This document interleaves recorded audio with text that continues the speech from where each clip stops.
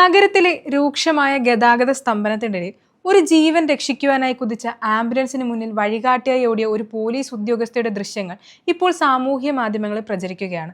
ഇതോടെ കേരളം വീണ്ടും ആ സഹോദരിയുടെ പേര് ഓർത്തെടുക്കുകയാണ്.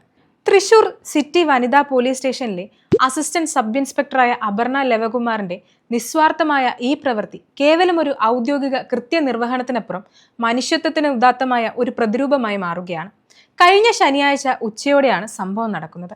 തൃശൂർ കോലോത്തുംപാടത്തെ അശ്വിനി ജംഗ്ഷനിലായിരുന്നു സംഭവം. മെഡിക്കൽ കോളേജിൽ നിന്ന് ജൂബിലി മിഷൻ ആശുപത്രിയിലേക്ക് അത്യാസന്ന നിലയിലുള്ള രോഗിയുമായി പോയ ആംബുലൻസ് തിരക്കേറിയ റോഡിൽ പെട്ടുപോവുകയായിരുന്നു. ഇത് തിരിച്ചറിഞ്ഞ അപർണ ഉടനെ തന്നെ താൻ സഞ്ചരിച്ചിരുന്ന പിങ്ക് പോലീസ് വാഹനത്തിൽ നിന്നിറങ്ങി. ആംബുലൻസിന് മുന്നിൽ എത്ര ദൂരം ഓടി മറ്റു വാഹനങ്ങളെ വശങ്ങളിലേക്ക് മാറ്റിക്കൊണ്ട് വഴിയൊരുക്കുകയായിരുന്നു. ഒരു ജീവന്റെ വിലയെറിയുന്ന ആ ഓട്ടം ഒടുവിൽ അവർ ലക്ഷ്യസ്ഥാനത്ത് എത്തിയെന്ന് ഉറപ്പാക്കിയ ശേഷമാണ് അവസാനിച്ചത്.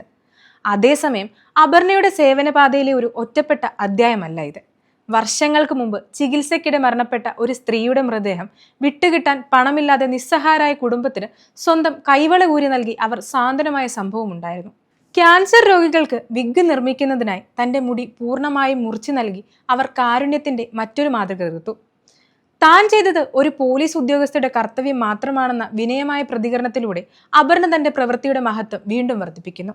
എന്നാൽ ഔദ്യോഗിക പദവിയുടെ പരിധികൾ ഭേദിച്ച് സഹാനുഭൂതിയുടെയും സമർപ്പണത്തിന്റെയും പ്രതീകമായി മാറുന്ന ഇത്തരം നിസ്തുലമായ ഇടപാടുകളാണ് അപർണ ലവകുമാറിന്റെ കേരള പോലീസിലെ ഒരു വ്യത്യസ്ത മുഖമായി മാറ്റുന്നത്. 11 വർഷങ്ങൾക്ക് മുമ്പ് ഔദ്യോഗിക കൃത്യനിർവഹണത്തിന്റെ തന്റെ കയ്യിൽ കിടന്ന 3 സ്വർണ്ണവള ഊരി നൽകിയാണ് അപർണ അന്ന് മനുഷ്യത്വം പ്രകടിപ്പിച്ചത്. തൃശൂരിലെ സ്വകാര്യ ആശുപത്രിയിൽ ഒരു കൊലപാതക കേസിൽ ഇൻക്വസ്റ്റ് നടത്താൻ പോയതായിരുന്നു അപർണ. 60,000 രൂപയുടെ ബില്ലടച്ചാലേ മൃതദേഹം വീട്ടുകാർക്ക് വിട്ടു നൽകൂ എന്ന നിലപാടിലായിരുന്നു ആശുപത്രി അധികൃതർ. ഗാർഹിക പീഡനത്തെ തുടർന്നായിരുന്നു ആ സ്ത്രീ മരിച്ചിരുന്നത്.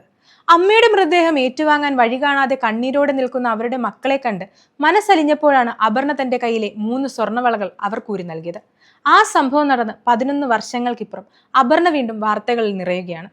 ക്യാൻസർ ബാധിതർക്ക് മുടി ദാനം ചെയ്യുന്നതായി തലമുണ്ടലം ചെയ്തതോടെയാണ് അപർണ വീണ്ടും വാർത്തകളിൽ നിറഞ്ഞത്. തൃശൂർ ജില്ലയിലെ ആമ്പല്ലൂർ സ്വദേശിനിയാണ് അപർണ. വളരെ ചെറുപ്പത്തിലെ തന്നെ ഭർത്താവ് മരിച്ച അപർണ 2 പെൺകുഞ്ഞുങ്ങളെ ഒറ്റയ്ക്കാണ് വളർത്തിയത്. അടുത്തിടെയാണ് അപർണ പുനർവിവാഹിതയായത്.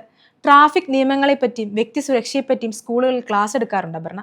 സെപ്റ്റംബറിൽ അത്തരമൊരു ക്ലാസ് എടുക്കാൻ പോയപ്പോഴാണ് മുടി ദാനം ചെയ്യാൻ തീരുമാനമെടുത്തതെന്ന് അപർണ പറയുന്നുമുണ്ട്.